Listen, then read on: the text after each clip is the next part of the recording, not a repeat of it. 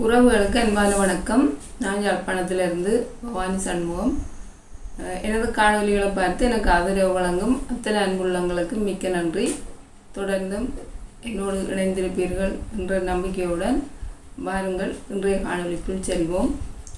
எனது காணொலிகளை தொடர்ச்சியாக பார்ப்பவர்களுக்கு தெரியும், என்னுடைய கடைசி 2-3 காணொலிகள் இந்த காணி நிலம் பற்றி, அந்த காணி நிலம் இல்லாததனால் பாதிக்கப்படுகின்றவர்கள் பற்றிய விடயங்களை கதைச்சிருப்பேன்.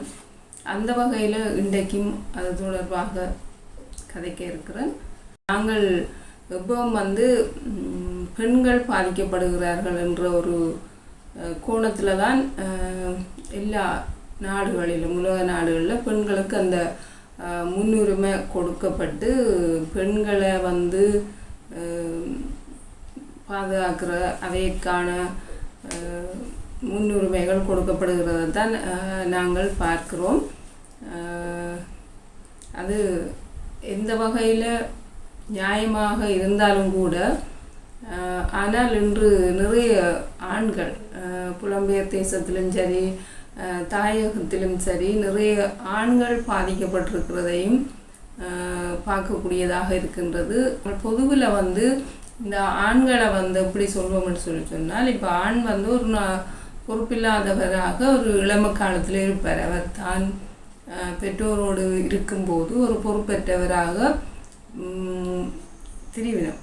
இப்போ எல்லோரும் குடும்பத்துக்காக, பெற்றோருக்காக, சகோதரங்களுக்காக உழைக்க மாட்டார்கள். அப்படியானவர்களை சொல்லுவினம் கல்யாணத்தை கட்டி வையுங்க, அவர்களுக்கு அந்த பொறுப்பு வரும் என்று சொல்லி அப்படி கல்யாணம் கட்டினா பிறகு இரவு பகலாக தங்களுடைய மனைவி குழந்தைகளுக்காக உழைக்கிற நிறைய ஆண்களை நாங்கள் பார்த்திருக்கின்றோம். இப்போ என்னுடைய தாத்தா எடுத்தால் அவர் நிறைய பிள்ளைகளை பெற்றிருந்தாலும் அவ்வளவு தூரம் இரவு பகலாக உழைக்க மாட்டார். பிள்ளைகளுக்கும் வேலைகளை பகிர்ந்து கொடுப்பினோம். ஆனால் என்னுடைய அடுத்த தலைமுறை, இப்போ எனக்கு மூத்தவர்களாக இருக்கிறவர்கள், இப்போ இன்றைக்கு 60 வயது, 65 வயது, 50 வயது போன்ற உறவுகள் என்ன செய்யணும்னு சொன்னால், அவைகள் நிறைய உழைத்திருக்கிறார்கள். வெளிநாட்டில் போயிருந்தாலும் சரி, இங்கே இருந்தாலும் சரி, நிறைய உழைத்திருக்கிறார்கள். தங்களுடைய குடும்பங்களை முன்னேற்றுவதற்காக. இப்போ வெளிநாட்டில் கூட சொல்லிவிடமென்னு சொன்னால், தாங்கள் பட்ட கஷ்டம் தங்களுடைய பிள்ளைகள் படக்கூடாதுன்னு சொல்லி குழந்தைகளுக்காகவே நிறைய உழைப்பார்கள். உழைத்து அவர்களுடைய உழைப்பில் வாழ்கிற அந்த குழந்தையும் மனைவியும் பிறகு ஒரு கட்டத்துக்கு மேலே அந்த தங்களுக்காக உழைத்த அந்த குடும்பத் தலைவனை அல்லது தங்களுடைய தந்தையை தூக்கி எறிந்து நடக்கின்ற நிகழ்வுகள் அதிகமாக ஏற்பட்டிருக்கின்றது. கூடுதலாக இப்போ தாயகத்திலே சொன்னால் அந்த உறவுகளுக்கு கொஞ்சம் பயப்படுவினம்.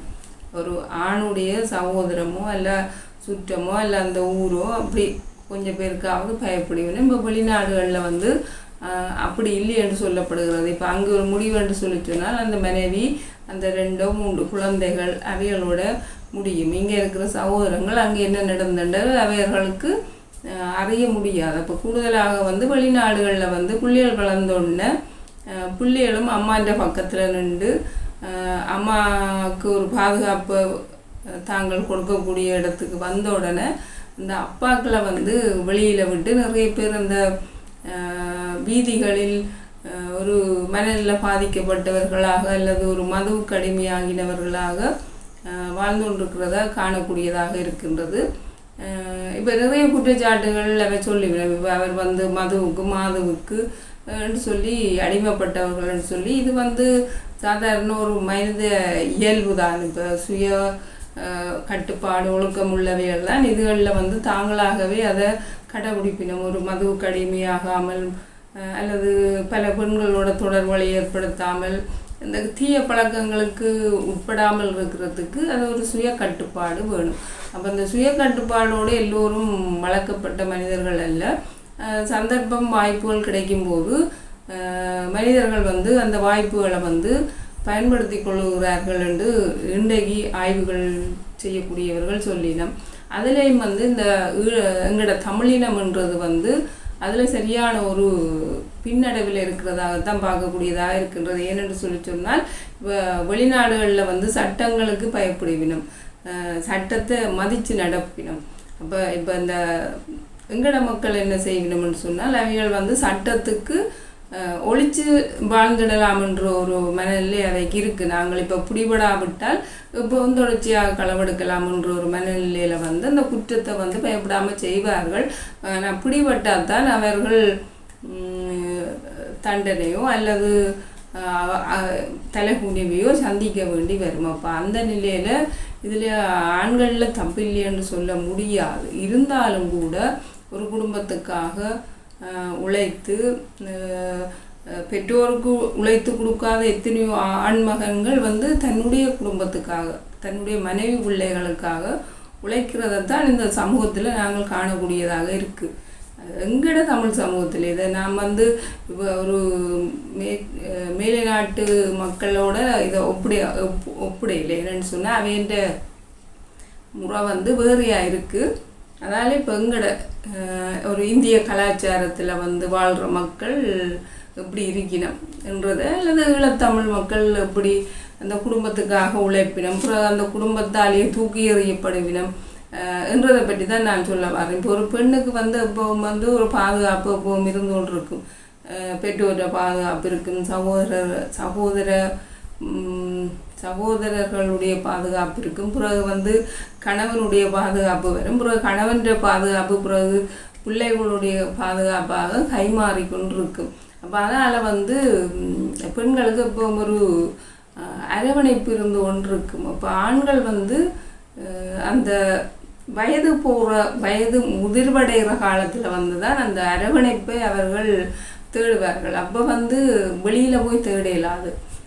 அப்போ அந்த அரவணைப்பு உள்ளுக்குள்ளே தான் எந்த குடும்பத்துக்காக உழைத்தாரோ அந்த குடும்பத்திலிருந்து கிடைக்காவிட்டால் அவர் ஒரு மனநிலை பாதிக்கப்பட்ட ஒரு நிலைக்கு உள்ளாகின்றார். அப்போ இது இந்த வயோதிபம் அடைகிற காலத்தில் பொதுவாக எல்லோருமே ஒரு மன அழுத்தத்துக்கு ஒரு இயலாமைக்குள்ளே வாரது அது ஒரு விஞ்ஞானபூர்வமான ஒரு மாற்றம்.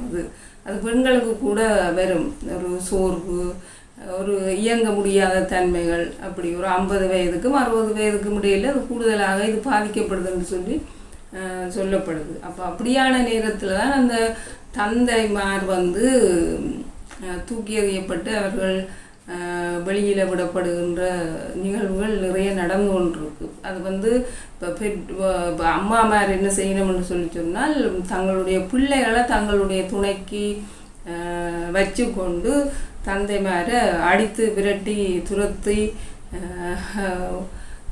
வெளியேற்றி விடுகின்ற நிகழ்வுகள் நிறைய இருக்குது. 30 வரையும் 40 வரையும் அந்த குடும்பத்துக்காக மட்டும் அவர் உழைத்திருப்பார். அதை எதுவுமே மதிக்காமல் பிள்ளைகளோடு சேர்ந்து அம்மாவோடு சேர்ந்து பிள்ளைகளும் தந்தையை வெளியேற்றி விடுற நிகழ்வு தாயகத்தில் நடக்குது, வெளிநாட்டில் நடக்குது. இப்போ இது சம்பந்தமாக கதைங்கொண்டு சொல்லி அல்லது கதைங்கோன்றதை விட கவலைப்பட்டு கதைத்தவர்கள் என்னோட நிறைய ஒரு சந்தர்ப்பங்களில் அவர்கள் மனம் விட்டு கதைத்த தருணங்கள் இருக்கின்றது. இப்போ என்னென்னு சொன்னால் இப்போ நாங்கள் இப்போவும் பெண்களுக்கு முன்னுரிமை கொடுப்போம் என்று அவர்கள் எதிர்பார்க்கிறார்கள். நிச்சயமாக நான் பெண்களுக்கு முன்னுரிமை கொடுக்க மாட்டேன் என்று சொன்னால் பெண்கள் போய் சொல்கிறத, பெண்கள் பொறாமப்பட்ட குணங்களை என்று சொல்லி நிறைய அடுக்கி கொண்டு போகலாம். இப்போ பெண்கள் சாதாரணமாக சொல்லினோம் பெண்களுக்கு பெண்கள் எதிரி என்று சொல்லி ஆனால் இதை கூட நான் முழு மனதோட இப்படி யாரும் ஒரு பெண் சொன்ன உடனே அதை ஏற்றுக்கொள்கிற அளவுக்கு எல்லாம் இல்லை. ஏன்னா பெண்கள் இயல்பாக அவர்கள் ஒரு ஒரு குணம் உண்டு அவைக்குள்ள இருக்குன்றதை நான் ஒத்துக்கொள்கிறேன். அவைகளுக்குள்ள ஒரு மாறுபட்ட குணம் உண்டு இருக்குது. என்னென்று இப்போ என்னென்னு சொன்னால் அந்த கிடைக்காத வாய்ப்பு கிடைச்ச உடனே அவை இந்த மற்றவர்களை அவமதிக்கிற சூழ்நிலை அவைகளுக்குள்ள இயல்பாக தானாக வருது. இதை நான் மேற்கத்திய மக்கள்கிட்ட இதை காணலை. என்னென்னு சொன்னால் அவைகள் ஒரு நாகரிகம் அடைஞ்ச மக்கள் என்று தான் சொல்லணும். நாகரிகம் அடைந்தவர்கள் ஒரு நாளும் மற்றவர்களை அவமதிக்க மாட்டார்கள். அப்போ எங்களோட சமூகம் சும்மா அந்த சில்லறை வியாபாரிகள் மாதிரி ஏதோ ஒன்று சின்னதாக கிடைத்தோன்னு அதை பெரிதாக தூக்கி கொண்டு மற்றவர்களை அவமதிக்கிற நிலைமைகள் இருக்குது. அப்போ அவைகள் எங்கடையாக்கள் நினைக்கிற வளர்ச்சின்றது வேறையாக இருக்குது. உடனட பாவனையைத்தான் எங்கடையாக்கள் வளர்ச்சியாக நினைப்பினோம். அந்த வகையில் நான் இப்போ பெண்களை ஆகலும் தலையில் தூக்கி வச்சு கொண்டாடுற அளவுக்கு நான் இல்லை. அப்போ அதால் இப்போ ஆண்கள் பெண்களால் பாதிக்கப்படலைன்னு சொல்லிவிட முடியாது. நிறைய ஆண்கள் பாதிக்கப்பட்டிருக்கிறோம். அவர்களுக்காகவும் கதைக்க வேண்டும். அவர்களுக்காக குறிப்பாக இந்த புலம்பெயர் நாடுகள்லையோ அல்லது தாயகத்திலேயோ பாதிக்கப்பட்ட உங்களுடைய அப்பாக்களுக்காக அந்த குழந்தைகள் அந்த பிள்ளைகள் இப்படியும் ஒரு 25 வயது 30 வயது ஆகின பிள்ளைகள் இருக்கிறார்கள். அவர்கள் கண்டிப்பாக அம்மாவால் மட்டும் ஒரு குடும்பத்தில் ஒரு திருமணத்தில் குழந்தை பிறந்து அந்த பிள்ளைகளை வளர்க்கப்பட்டு அந்த பிள்ளைகளை நல்ல ஒரு நிலைக்கு கொண்டு வந்தன்ற மனநிலையிலிருந்து மாறி அம்மாவும் அப்பாவும் சேர்ந்து தான் எங்களை பெற்றெடுத்தார்கள், வளர்த்தார்கள். உயர்ந்த நிலைக்கு நல்ல கல்வித்தரத்தை கொடுத்து ஒரு உயர்ந்த நிலைக்கு எங்களை உணர்ந்து நிப்பாட்டி இருக்கிறார்கள் என்றதை உணர்ந்து இந்த பிள்ளைகள் அப்பாக்களுக்கு ஆதரவு கொடுக்கணும், அவர்களை அரவணைக்கணும், அவர்களோட மனம் விட்டு பேசணும். அவர்களுக்கு உங்களுடைய தாய்க்கு எவ்வளவு உரிமை கொடுக்கின்றீர்களோ அந்த உரிமையை அந்த தந்தையர்களுக்கும் கொடுக்க வேண்டும். அவர்களை வீதியில் விட வேண்டிய ஒரு கண்காட்சி பொருட்கள் அல்ல. அவர்கள் எங்களுக்காக உழைத்தவர்கள் என்ற மனநிலையில் நீங்கள் அவர்களுக்கு உங்களுடைய ஆதரவை கொடுக்க வேண்டுமென்றதுக்காக அவர்களை நீங்கள் எப்பவும் பாதுகாக்க வேண்டுமென்றதுக்காக இந்த காணொலியை நான் பதிவிட விரும்புகிறேன். அடுத்த இப்போ நாங்கள் வயது பக்குவம் அடையக்குள்ள இப்பவும் குடும்பத்தோட ஒட்டி கொண்டு இருக்கணுமென்ற ஒரு மனநிலைக்கும் அது போகக்கூடாது. ஏன்னு சொன்னால் நாங்கள் பிறந்து வளர்ந்து தவண்டு உருண்டு கல்வி கற்று சிறுவனாக இருந்து பிறகு இளைஞன் யுவதியாக இருந்து திருமணம் செய்து பிள்ளைகளை பெற்று அப்படியே நாங்கள் படிநிலைகள் உயர்ந்து கொண்டு போகும்போது நாங்கள் ஒரு பக்குவ நிலையை அடைந்து நாங்கள் ஒரு இறைவனடி சேர்றதுக்கான அல்லது இறைவனை கண்டுகொள்வதற்கான அல்லது எங்களுடைய ஆன்மாவை விடுதலை அடைய செய்வதற்கான வழியை நாடி போக வேணும். அப்போ அந்த தனிமைப்படுத்தல்ன்றதை நாங்கள் அப்படித்தான் ஏற்க வேணும். அது இன்னொரு பக்கம், இந்த பக்கமும் எனக்குள்ளே இருக்குது. ஆனால் ஆதரவு தேர்றவைக்கு ஆதரவு கொடுக்கலாம். அம்மா கொடுக்க விருப்பம் இல்லாட்டிக்கு பிள்ளைகள் கொடுக்குறதுல எந்த ஒரு தப்பும் இல்லை. அப்படின்னு எங்களுக்கு எந்த பக்கத்தாலும் ஒரு ஆதரவு இல்லைன்னு சொன்னால் உண்மையிலேயே நாங்கள் ஒரு இப்போ குடும்பத்தால் நாங்கள் ஒதுக்கப்பட்டுட்டோம்னு சொல்லி குடிக்கிறது, வேடிக்கை காட்டுறது, வீதியில் தங்குறது என்றது எல்லாத்தையும் விட்டுட்டு நாங்கள் ஏன் பிறந்தோம், என்னத்துக்காக பிறந்தோம், எங்களுடைய பிறப்பின் லட்சியம் என்னென்னு சொல்கிறது, மற்றவர்களுக்கு மாடா உழைக்கிறது, கல்யாணம் செய்கிறது, பிள்ளை போடுறது, பிறகு பிள்ளைகளுக்கு கல்யாணம் செய்து வைக்கிறது, பிறகு பிள்ளைகள் எடுக்கிறது, இதுதான் வாழ்க்கையென்று நாங்கள் நினைக்காமல் எங்களுடைய பிறப்பின் லட்சியம் என்ன, நாங்கள் என்னத்தை அடைகிறதுக்காக நாங்கள் பிறந்தாங்கள் என்றதை தேட வேணும். அதுக்குத்தான் அந்த ஆன்மீக பயணங்களை நாங்கள் மேற்கொள்ள வேணும். ஆன்மீக கருத்துகள் கதைப்பவர்கள கதைகளை நாங்கள் கூடுதலாக கேட்க வேணும், புத்தகங்களை வாசிக்க வேணும். அதனூடாக நாங்கள் எங்களுடைய பிறப்பின் லட்சியத்தை அடையணும். இப்போ நாங்கள் மனைவி மீதோ அல்லது குழந்தைகள் மீதோ அல்லது நாங்கள் தேடிய சொத்தின் மீதோ விருப்பத்தை வச்சு கொண்டு செத்துட்டோம்னு சொன்னால் நாங்கள் திரும்ப பிறந்து அழிய வேண்டி வரும். இப்போ இந்த பிறவியில் நல்லா வாழ்ந்துட்டால் பரவாயில்லை, இன்னொரு பிறப்பு எடுத்து வாழலாம். இப்போ சில பேர் இந்த இறப்புகளை நம்ப மாட்டினா நம்பக்கூடியவர்களுக்கு இது பொருந்தும். அப்போ நாங்கள் இந்த புறவியிலேயே வந்து ஒரு கேவலமான வாழ்க்கை, ஒரு நிம்மதி இல்லாத வாழ்க்கை, ஒரு சந்தோஷம் இல்லாத வாழ்க்கையை வாழ்ந்த நாங்கள் திரும்ப அந்த வாழ்க்கையை நினைச்சுங்கிறதுலே அர்த்தம் இல்லை. ஏன்னு சொல்லி சொன்னால் எங்களை வேண்டாம்னு சொன்னவே நினைச்சு ஏங்கி கொண்டு இருந்து ஏங்கின மனநிலையோடு நாங்கள் இறந்துட்டோம்னு சொல்லி சொன்னால் பிறகு திரும்ப அவர்களுக்கு கிட்டத்தான் நாங்கள் பிறக்க வேண்டி வரும்.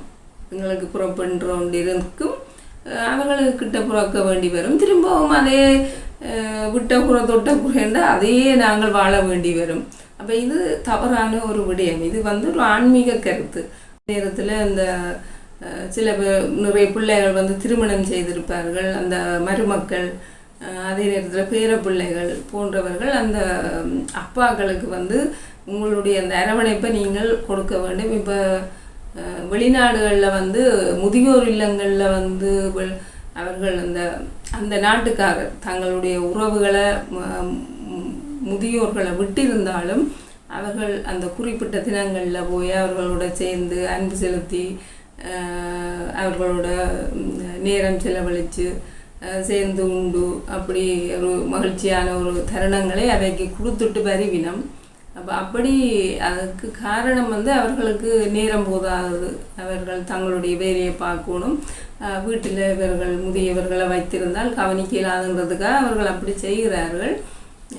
அப்போ இப்படியான நிகழ்வுகளை பார்க்குற நாங்களும் வந்து எங்களை அதே போல் தயார்படுத்தி கொள்ள வேணும். அதே நேரத்தில் நாங்களும் அந்த விடுமுறை நேரங்களில் போய் அவர்களை சந்தித்து அவர்கள் இருக்கிற இடங்களில் போய் அவர்களோட உரையாடி உறவு பேணுவதில் எந்த ஒரு தவறும் இல்லை. அவர்கள் இல்லாமல் நாங்கள் இந்த உலகத்துக்கு வரையில்லை. அவர்களுடைய உழைப்பில்லாமல் நாங்கள் வாழையில், நாங்கள் கல்வி கற்கையில், நல்ல உடுத்தையில். இப்போ நாங்கள் வெளிநாடுகளுக்கெல்லாம் பெரும்பாலான பெண்கள் வந்து ஆண்கள் ஊடாக தான் போனவர்கள். இப்போ அதே எல்லாத்தையும் நாங்கள் இல்லையென்று சொல்ல முடியாது தானே. இப்போ இதற்காக இந்த காணொலியை பதிவிடுகிறேன். சில நேரத்தில் இது சம்மந்தமாக நாங்கள் கேட்க உங்களுக்கு விமர்சனங்கள் பெறலாம் பெண்கள் பக்கத்தில் இருந்து, அல்லது ஆண்களை விமர்சிக்கலாம், பரவாயில்லை. அது என்ன விமர்சனமாக இருந்தாலும் அதற்குரிய பதிலை வந்து வெளிப்படையாக, இப்போ வாழ்க்கை என்பது வெளிப்படையாக பேச வேண்டிய உண்டு. அதை வந்து என்னுடைய வாழ்க்கையில் எப்படி நடந்தது, உங்களுடைய வாழ்க்கையில் எப்படி நடந்ததுன்ற விஷயங்கள் உண்டு ஒழிக்க தேவையில்லை. இப்போ நாங்கள் வெளிப்படையாக தான் வாழ்க்கையை வாழ வேணுமென்றது என்னுடைய விருப்பம். அதை வெளியில் சொல்கிறதுல எந்த ஒரு இதுவும் இல்லை. ஒழித்து களவெடுக்கிறதுன்றது எங்களுக்கு சமூகத்துக்கு தெரியாமல் நாங்கள் ஒழிக்கலாம். ஆனால் எங்களுடைய மனச்சாட்சிக்கு தெரியும் தானே நாங்கள் ஒழித்து களவு செய்கிறோம்னு சொல்லி. அந்த வகையில் இது வெளிப்படையாக அழைக்கிறதுல எந்த ஒரு தப்பும் இல்லை என்றது நான் நினைக்கிறேன். நன்றி. இந்த காணொலியத்தோடு நிறைவு செய்து மீண்டும் இன்னொரு காணொலியில் சந்திக்கும் வரை நன்றி, வணக்கம். உங்களுடைய கருத்துக்களை பதிவிடுங்கோ. மீண்டும் சந்திப்போம்.